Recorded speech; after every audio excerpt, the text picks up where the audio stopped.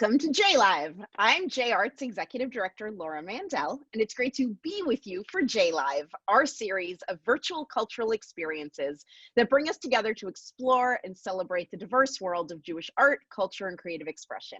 We're bringing you bite-sized conversations with the best talent with a Boston connection. Today, I feel so lucky to be with Judaica maker, Jeanette Kuvin Oren. Hi, Jeanette.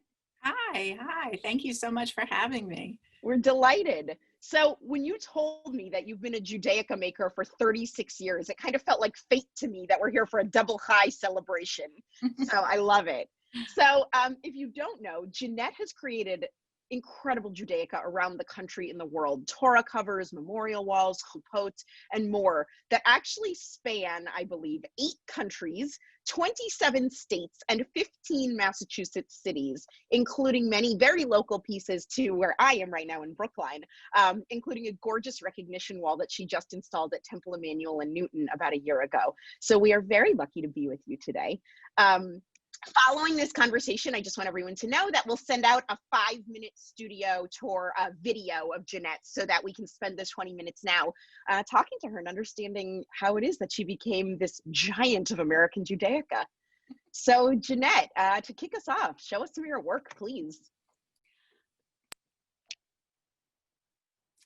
So I'll tell you about some of these pieces. As you mentioned, Laura, the donor wall that I did about a year ago with Gary Rosenthal, the metal artist, was a follow-up to this art curtain that I had made at Temple Emmanuel several years earlier in 2014. Temple Emmanuel has a lot of beautiful spaces, and with all the commissions I do, I wanted to make it work with what's already there. So the stained glass in their chapel is absolutely beautiful.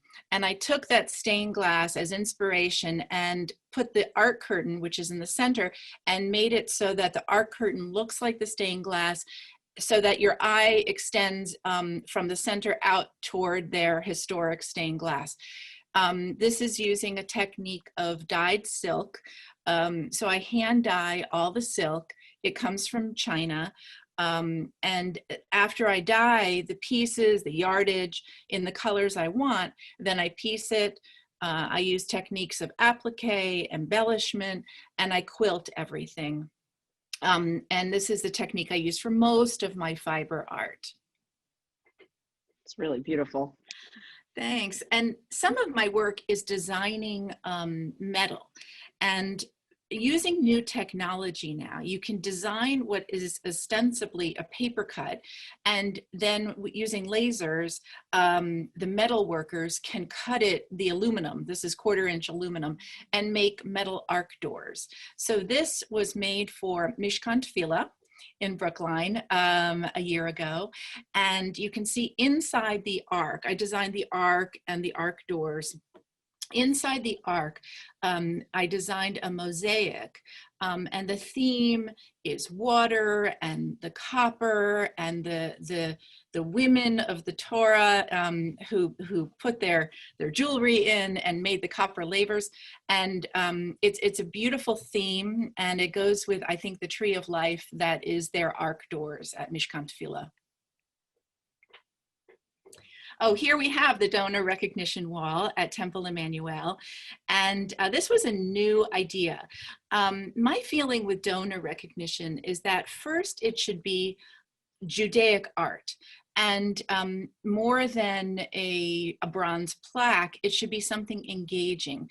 So I've made different kinds of ways of recognizing donors, but this was the first time I worked with Gary Rosenthal on a piece that would incorporate glass and metal enamel work, and then the names of the donors in the glass river. And the theme of this piece is the 7 species that we recognize, like wheat and pomegranates and grapes. And this tree extends over a river toward the future of the synagogue. And these are the people who have given significant amounts toward that future. It's in a very long hallway at Temple Emmanuel in Newton, and I love the 3-dimensional quality of this art. And the techniques that we used are new and innovative, and I hope to do more of this kind of piece with Gary. I love that. I have a few of Gary's pieces in my own house. So what a cool collaboration. It's great. We've known each other a long time, but it was the first time we worked together. So this was fun.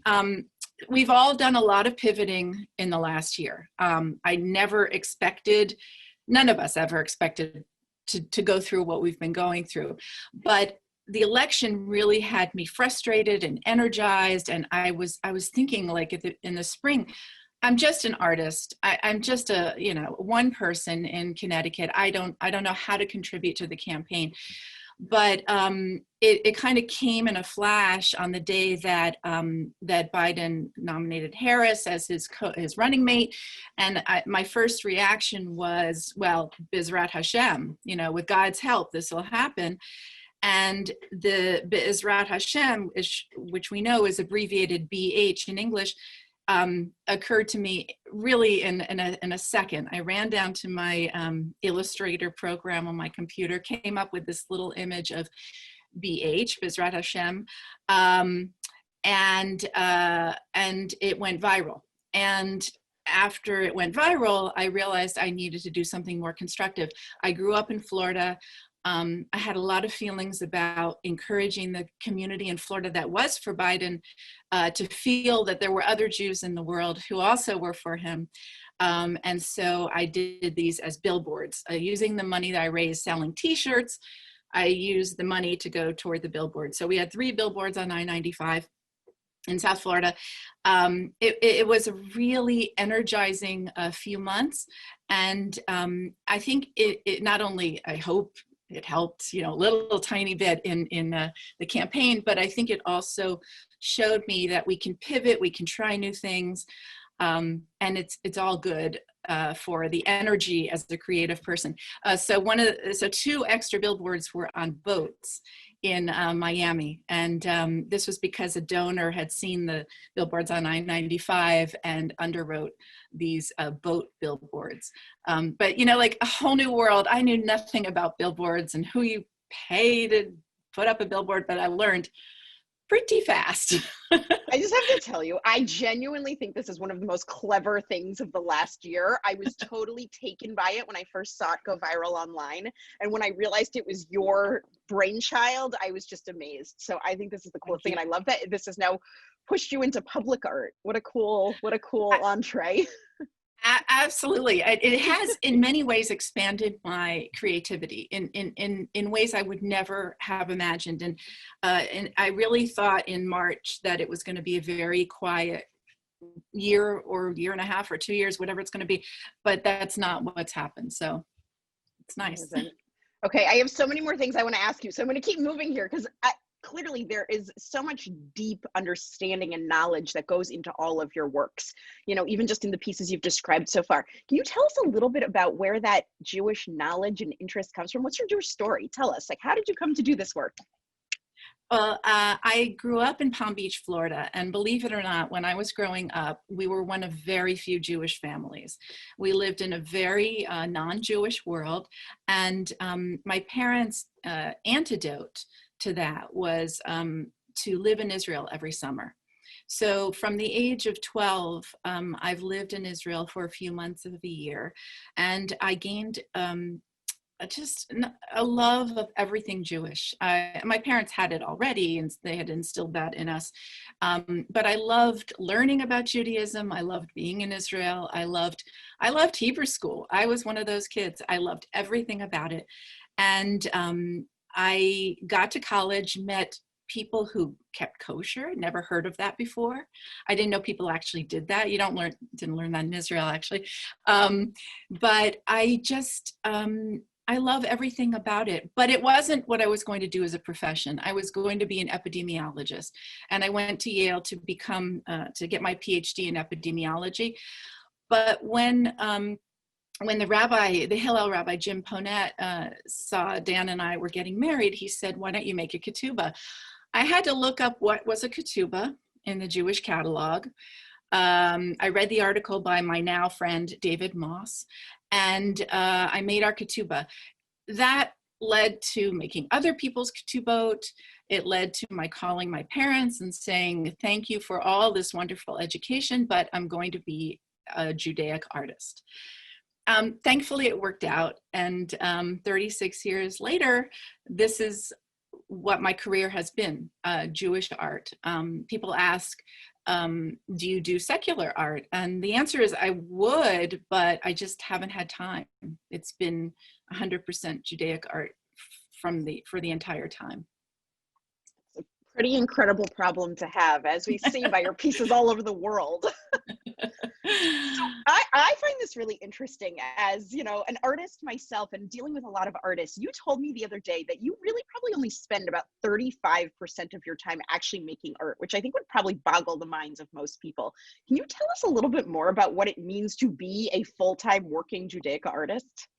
Yes, this is interesting. There are a lot of people who are much more artistic and much more educated and creative than I am.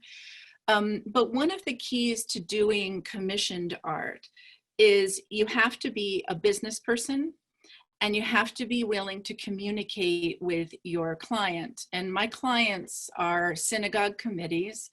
They're sometimes families, but I love that collaboration with other people. Not everybody who does art likes that, and that's to be respected. But I would say about 30% of my time is spent on the business of art. And by that, I mean marketing, whichever way that takes. These days, it's obviously different than it was many years earlier. And now it's learning Instagram, or it's sending out emails. It's marketing. And it's dealing with my clients and the back and forth. And so when I design a set of Torah covers, for instance, I spend the bulk of the time for the first few weeks of getting to know a synagogue, discussing back and forth what they want, being willing to listen, and being good at getting from 20 committee members to one decision about a design. That is different from actually making the art. Making the art is like the dessert. That's the part where I get to dye fabric and sew and put together a piece, but that comes later. And there are seasons to it. This is the time of year when I'm meeting with committees, discussing ideas, going back and forth on sketches, a lot of sketches. But it's usually the spring and summer where I get to make the art, because people want their art usually delivered by the high holidays. So there is a seasonality to it. So I hope that answers some of it, but I think people who want to go into doing commissioned art have got to enjoy the communication. They've got to enjoy the back and forth. And if you don't like collaboration, then this isn't a good path to go down. It's a whole different skill set, and I have so much respect. Obviously, we're very much in line with the name Jewish Arts Collaborative and collaborating this. No For question, sure. this conversation was meant to be. Yes, absolutely. Right. Well, so the other thing that I think is totally beshert fate is I just mentioned this to you before. I'm actually also a paper cut artist, so I really resonate with your paper cut works. And in addition to some of the works that I've seen you sending out online and having people sort of follow along on classes, which I think is so cool, I also noticed that you have what looks like a paper cut, almost chuppah, on your website. Yes. Can you talk about that a little, and like how you translate from art form to art form? Yes. So Great. one of the things, again, going back to the business of art, one of the things, and as a woman, I think this is something that women need to hear, always say yes. You know, if somebody says, can you do a project, and you've never done that technique, you know, before you say, no, I've never done it, you say, yes, I can. So you're right. So that's happened many times. And one of the times was when I was asked by a school to make a mosaic. I'd never done a mosaic. I said, of course, I could do it. And I found the right person to fabricate. It all worked out. Then later on, I was working with a synagogue that wanted Torah covers, but they wanted an architectural detail that wouldn't work with applique. So I thought, why not adapt paper cutting to fabric? And that led to using fabric in paper cut designs. And when my daughter was getting married 9 years ago, I thought, why not try that technique with a large chuppah. Hers is 82 by 82 inches.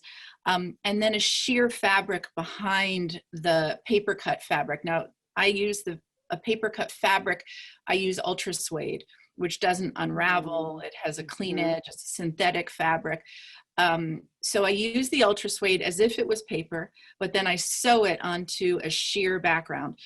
Since I've done that, and you can imagine it's very time consuming when you do it all by hand. So I've developed a less expensive version of it by printing that design onto fabric. So now I offer both the hand cut version, which is, bespoke, and then the printed version. And but the message is to anyone who's creative is just say yes, just try it. And you can teach yourself almost any technique. I love that you said that. That is always my attitude, and I couldn't agree more. And Yes. what a cool trajectory for you of just like learning new art forms. I mean, I know even the other day you mentioned something about, a number of different art forms you had tried that you didn't know about. Tell us a little bit more about, I mean, you already mentioned metal, obviously fabric and dyeing and paper cutting. What else do you love to do? I love designing for mosaics. I don't do mosaics because as much as I would love to try, you need a special space for it. It's a whole nother media, and I just don't have the time to go in that direction. So I've collaborated with an amazing mosaicist named Stephen Mioto, who did who's doing all the subways in New York. So if you see a new mosaic, he's the fabricator behind it. Stephen and I have worked together on many projects. I have one coming up, and he is really one of the best in the world. He's from Italy. And I love designing a mosaic, and then he takes my painting and interprets it into mosaic art in the purest form, and it's gorgeous. That's really fun. Now, I'm actually sitting in front of a wall hanging I made. This was a fun project in Medford, near Boston, when they commissioned glass arc doors years ago, Temple Shalom. I made the wall hanging. This is for them, and then photographed it, and then that photo was made into clear film that was put onto the glass arc doors. Now, that's a technique that I didn't know if anyone else had tried, and since then I've done it several times. Again, a lot of fun, something unique and different. And then this year I pivoted to, I was thinking about all the people who didn't have a lot to do at home and would have loved a project to do with their children or grandchildren. And so I developed these Judaic art kits, which again, a year ago, I would never occurred to me to do. Never have occurred. And I've had so much fun designing new projects. I'm doing a line now of matzah covers because I think we're going to still be in, sort of lockdown through the spring, and we're going to need things to do for Passover. So it's just fun to try new things and keep things different each day. I love your attitude. And also, I know we're just about out of time, but I have to ask you this because you mentioned the other day something that you've been doing during COVID. And I love that, in everything you've described, you haven't changed what you do. You've just sort of said yes to more things and tried new things. So tell us a little bit about what you've been doing in COVID. So, so the first thing is when my kids were living here for 10 weeks at the beginning of the pandemic, my daughters who are in their 30s said, Mommy, you've got to learn how to do Zoom, and you've got to learn Instagram. So they encouraged me to do teaching. So I had always taught, but it really took a back. It was something I didn't want to do a lot of and didn't have time for. I've developed several courses, and I'll be doing a series of them with mydewishlearning.com in the spring, 7 different courses. Teaching is a whole nother thing. You've got to prepare. And in doing the preparation, I've learned a lot, and I'm excited to try those, you know, those different teaching opportunities. And then I've been trying to think of ways to have Judaic art reach more people. And so I'm coming up with more designs that can be done at home using your own X-Acto knife and paper cut templates that I put on my website, and challah covers and matzah covers that I developed just to get people excited about Jewish art. I love that. It's beautiful. And don't worry, everyone out there, we'll send out links so you can see all of this later. Okay, I'm supposed to be letting us go, but I just have to ask one more thing because I really want you to share this with us. So obviously Israel is a huge part of your story. And I was curious to know, what fellow artists or anything in Israel, what really inspires you the most about Israel or Israeli artists? So the first thing is the light. As I said, I grew up in Florida and in Jerusalem, and there's something about the light in Israel that energizes me, and I just love being there. The colors of the hills, the views from our apartment and from around Jerusalem inspire me. My friend, David Moss, is spectacularly talented, and I admire not only his art, but the thought and research and intellect that goes into every piece he does. And while I could never aspire to be as brilliant as he is, he's taught me the importance of learning and what it goes behind the scenes in making the art. So I'm a great admirer of David Moss.